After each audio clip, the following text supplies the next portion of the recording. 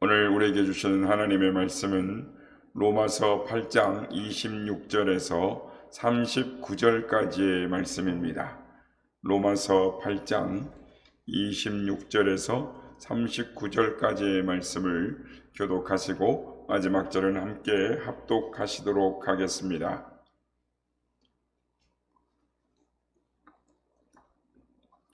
이와 같이 성령도 우리의 연약함을 도우시나니 우리는 마땅히 기도할 바를 알지 못하나 오직 성령이 말할 수 없는 탄식으로 우리를 위하여 친히 간구하시느니라.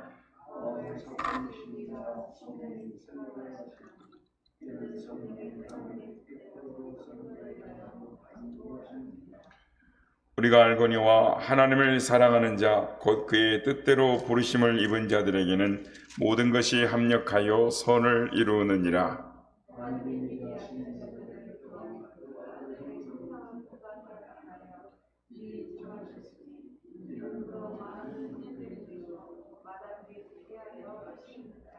또 미리 정하신 그들을 또한 부르시고 부르신 그들을 또한 의롭다 하시고 의롭다 하신 그들을 또한 영화롭게 하셨느니라.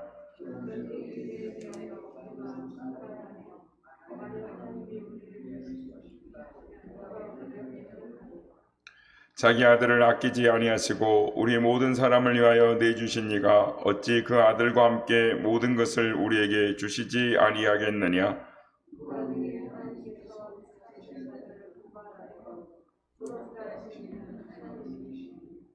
누가 정죄하리요? 죽으실 뿐 아니라 다시 살아나신 이는 그리스도 예수시니 그는 하나님 우편에 계신 자요 우리를 위하여 간구하시는 자시니라.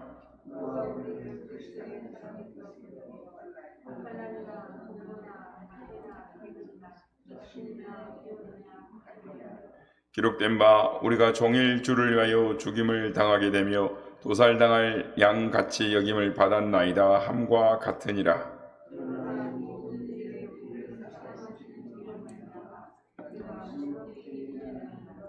내가 확신하노니 사망이나 생명이나 천사들이나 권세자들이나 현재일이나 장래일이나 능력이나 높음이나 깊음이나 다른 어떤 피조물이라도 우리를 우리 주 그리스도 예수 안에 있는 하나님의 사랑에서 끊을 수 없으리라. 아멘. 할렐루야. 너희 아침에 우리를 예배의 자리로 부르신 하나님을 찬양합니다. 그리고 오늘도 새벽을 깨워 기도의 향연으로 하나님 앞에 예배드리는 모든 성도님들께 하나님의 은혜와 평강이 함께 하시기를 기원드립니다. 이 법원의 법정은 죄가 있다고 인정되는 사람을 심리하여 죄의 유무를 판결하는 곳입니다. 그런데 법정에 가보면 이 한 사람을 재판하기 위하여 3명의 전문적인 사람이 활동을 합니다. 먼저는 검사입니다. 검사는 피고인을 기소한 사람으로서 이 사람은 피고의 죄를 밝혀서 그 죄에 대한 대가를 치르도록 하는 일을 합니다. 두 번째는 변호사로서 이 사람을 가능하면 피고인이 이 죄에 대하여 덜 받도록 하기 위해서 노력을 하는 사람입니다. 이 검사와 변호사, 이 두 사람은 자신들의 뜻을 관철하기 위해서 증거 자료를 제출하고 증인을 출석시키면서 마지막까지 치열한 공방전을 벌입니다.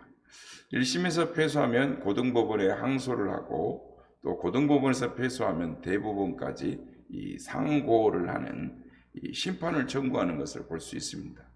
이 두 사람의 치열한 의견을 듣고 최종적인 판결하는 사람이 바로 재판관인 판사인 것입니다. 이런 법정의 모습을 통해서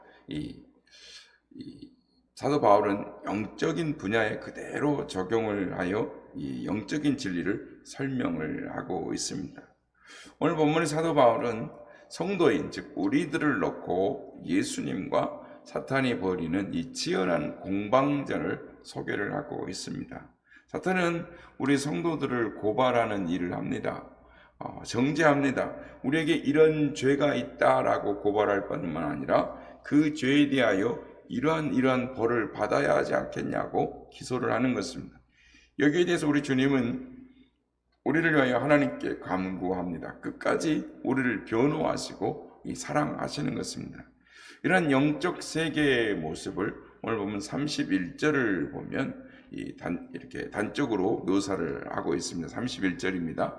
만일 하나님이 우리를 위하시면 누가 우리를 대적하리요? 하나님은 우리를 위하시는 하나님이십니다. 우리 편이 되어서 우리를 위해 일하시는 하나님이시다라는 것입니다. 이런 하나님이 계시는 반면에 우리를 대적하는 사탄도 있습니다. 우리를 대적하는 것입니다. 우리 편이 아닙니다. 하나님의 사랑을 의심하게 만들고 우리를 잘못되게 만들고 우리를 죄 짓는 길로 인도해서 결국은 멸망의 자리, 하나님의 심판의 자리로 이끌려고 하는 것, 이것이 우리의 대적마귀 사탄인 것입니다. 이것이 영적 세계에서 실제로 벌어지고 있는 현실이요 영적 싸움의 실제적인 모습인 것입니다.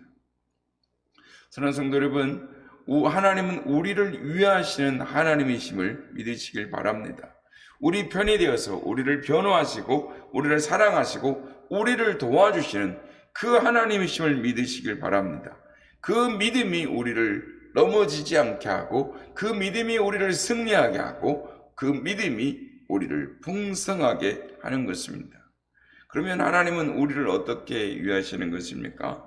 먼저는 성령님이 우리를 위하여 기도하심으로 우리를 위하시는 것입니다. 26절 말씀입니다. 이와 같이 성령도 우리 연약함을 도우시나니 우리는 마땅히 기도할 바를 알지 못하나 오직 성령이 말할 수 없는 탄식으로 우리를 위하여 친히 간구하시느니라.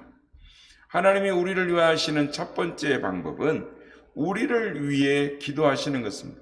하나님이 나를 위해 기도하시는 것, 우리를 위하여 기도하시는 것이 얼마나 귀한 일이라는 것을 우리는 꼭 기억해야 하는 것입니다. 이건 하나님의 기도뿐만 아니라 성도들이 서로를 위해서 기도하는 것도 마찬가지인 것입니다.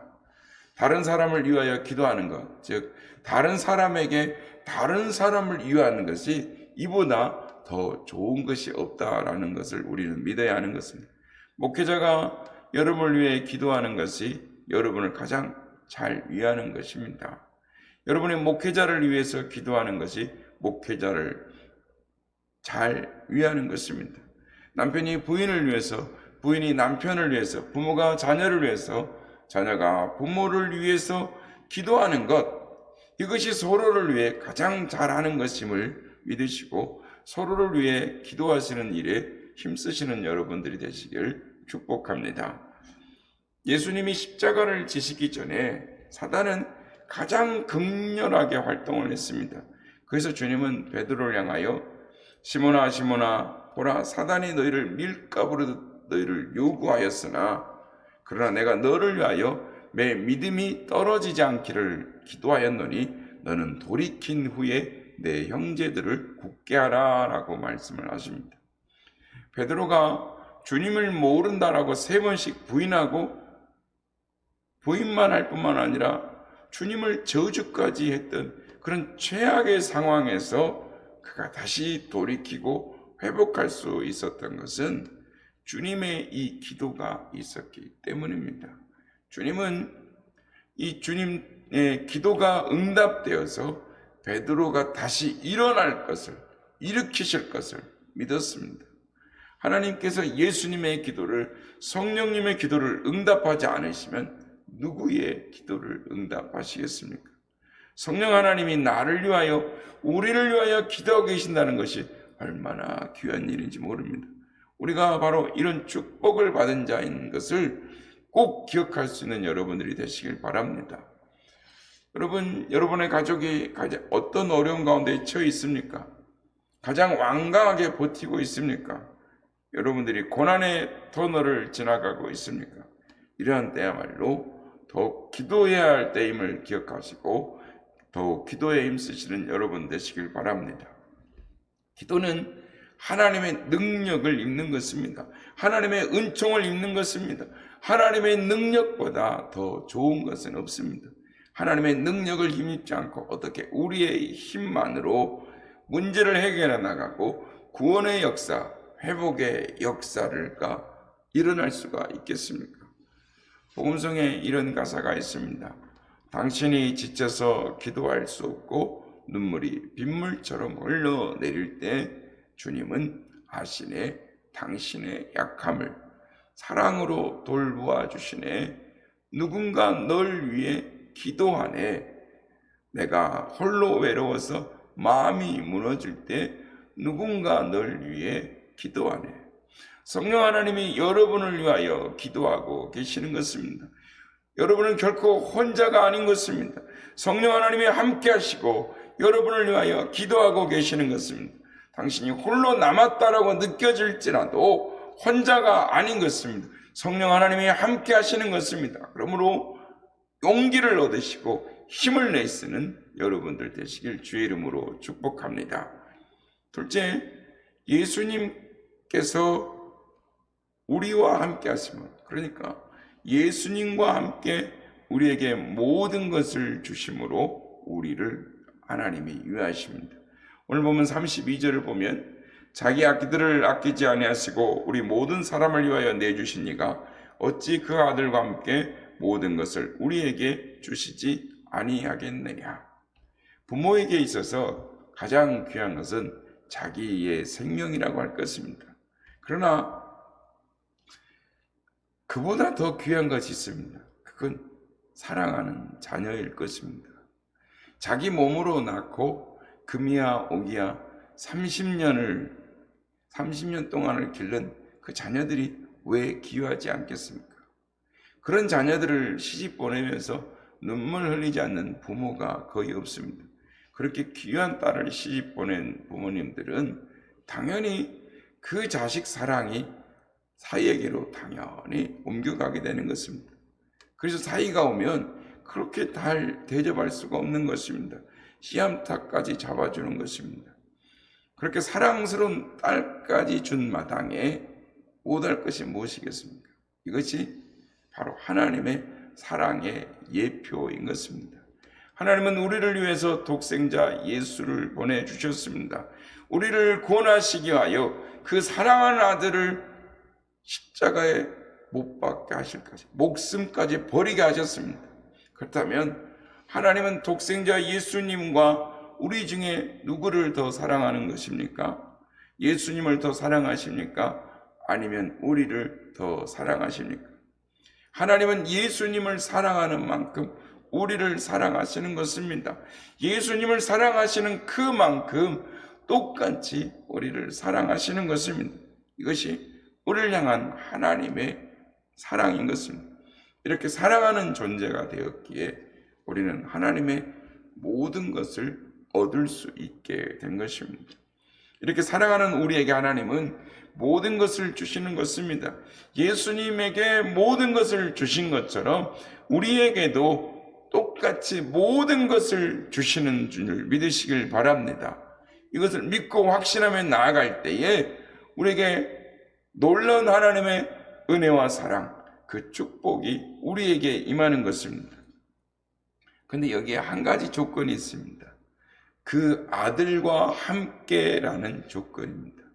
그 아들과 함께하는 조건으로 하나님은 우리에게 모든 것을 주시는 것입니다.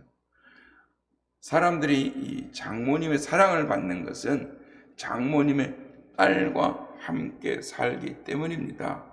그런데 그 장모의 딸과 이혼하게 되면 그때부터 장모님의 사랑도 끝나게 되는 것입니다. 하나님은 우리에게 모든 것을 주십니다. 그런데 한 가지 조건이 있습니다. 하나님의 아들이신 예수님을 믿고 의지하고 그 예수님과 함께 할 때만이 그 모든 것을 주시는 것입니다. 그 예수님을 믿지 않고 그 예수님을 떠나가고 그 예수님을 배반하면 하나님의 사랑도 그것으로 끝나고 마는 것입니다. 하나님은 우리를 위하시는 하나님이십니다. 그래서 모든 것을, 좋은 것을 우리에게 주시는 하나님이십니다. 그 좋은 모든 것을 주시는 좋으신 하나님이 한 가지 조건이 충족될 때에만, 즉 하나님은 모든 것을 우리를 주시고 우리를 위하시는 삶을 살아가는데 그것은 그 아들과 함께하는 조건일 때만 하나님은 우리를 위하여 사시고 우리를 위하여 모든 것을 주시는 분이시다라는 것입니다. 우리가 왜 예수님을 잘 믿어야 합니까? 왜 어떤 상황 속에서도 주님을 떠나서는 안 된다라고 말씀하십니까?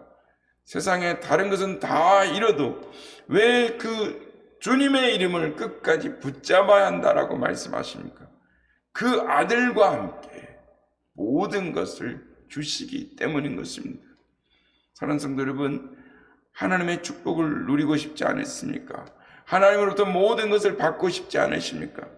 그렇다면 그 아들 되신 우리 주님과 함께 하시길 바랍니다. 그 아들 되신 주님을 늘 믿고 사랑하고 의지하고 순종하시길 바랍니다. 여러분이 주님을 사랑하는 만큼 하나님이 여러분을 사랑하시고 그 주님과 함께 여러분에게 모든 것을 주시는 줄 믿습니다. 마지막으로 하나님이 우리를 위하시는 것은 모든 환난 속에서 넉넉하게 이기게 하심으로 우리를 위하십니다. 37절 말씀을 보면 그러나 이 모든 일에 우리를 사랑하시는 이로 말미암아 우리가 넉넉히 이기느니라 라고 말씀합니다. 성도 여러분, 여러분이 이미 잘 아시는 대로 우리가 믿고 하나님의 자녀가 되었다라고 해서 모든 문제에 해방된 것이 아닙니다. 우리는 여전히 환난이나 공고나 박해나 기근이나 적신이나 칼과 같은 고난을 당하게 됩니다. 그렇기 때문에 우리의 삶은 어떤 면에서는 싸우는 인생이요 경주하는 인생이다라고 할 수 있습니다. 사도 바울은 내가 선한 싸움을 싸우고 믿음을 지켰으니 라고 말합니다. 자신의 인생이 선한 싸움의 연속이었음을 증거하고 있습니다. 사랑하는 성도 여러분, 인생은 싸움인 것입니다. 특별히 성도들의 인생은 세상과 싸우고 악한 마귀와 싸우고 내 자신과 싸우는 삶이다라고 할 수 있습니다. 싸우는 것이 우리의 인생이다라고 한다면 우리는 어떻게든지 그 싸움에서 이기는 생활을 해야 하는 것입니다. 그래서 사도 바울과 같이 주님이 우리에게 주시는 의의 면류관을 써야 하는 것입니다. 그것이 우리의 목표가 되어야 되고 그렇게 승리하는 삶을 살아가야 하는 것입니다. 그렇다면 어떻게 그 싸움에서 승리할 수가 있겠습니까? 그 승리의 비결이 무엇입니까? 바로 하나님의 사랑인 것입니다. 37절 이 모든 일에 우리를 사랑하시는 이로 말미암아 우리가 넉넉히 이기느니라. 우리를 사랑하시는 이로 말미암아 우리를 사랑하시는 하나님이 우리를 모든 싸움에서 이기게 하신다라는 것입니다. 하나님이 우리를 사랑하시기 때문에 우리에게 힘을 주십니다. 능력을 주십니다. 지혜를 주십니다. 용기를 주십니다. 건강을 주십니다. 담대한 마음을 주십니다. 인내하는 마음을 주시는 것입니다. 우리를 사랑하시기 때문에 하나님이 우리를 사랑하시는 그 마음, 이길 수 있는 힘을 주시는 그 선물을 통하여 우리는 싸움에서 넉넉하게 이기게 되는 줄로 믿습니다. 하나님은 우리를 위하실 때 싸움에서 이기게 하심으로 우리를 위하시는 하나님이신 것입니다. 성도 여러분, 지금 어떤 싸움을 싸우고 계십니까? 누구와 영적인 싸움을 싸우고 있습니까? 자신과의 싸우고 있습니까? 세상과 싸우고 있습니까?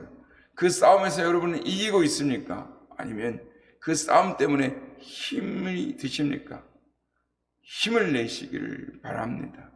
왜 나만 겪는 고난이 나고 원망하지 마시고 그 모든 싸움에서 승리하게 하시는 주님을 바라보시길 바랍니다. 주님이 함께 하시면 우리는 넉넉히 이기게 될 줄로 믿습니다. 왜냐하면 우리를 사랑하시는 하나님께서 우리에게 이김을 주시기 때문인 것입니다. 이 믿음을 가지고 절대 포기하지 마시길 바랍니다. 최선을 다하시길 바랍니다. 하나님이 우리를 도와주시는 것입니다. 하나님이 우리를 사랑하십니다. 그래요. 최후에는, 마지막에는 싸움에서 승리를 주시기는 것입니다. 그래서 그 싸움에서 최후의 승리를 하게 하실 것을 믿고 그 우리를 사랑하시는 그 믿음으로 확신 가운데 우리에게 승리가 있다. 반드시 이기게 될 것이다. 반드시 극복하게 될 것이다. 우리의 기도가 응답되게 될 것이다. 오늘도 우리에게 하나님이 예배하신 은혜가 있다. 하나님의 축복이 있다. 담대하게 믿음에서 시험에서 승리하는 우리 모두가 되시길 예수님의 이름으로 축복합니다.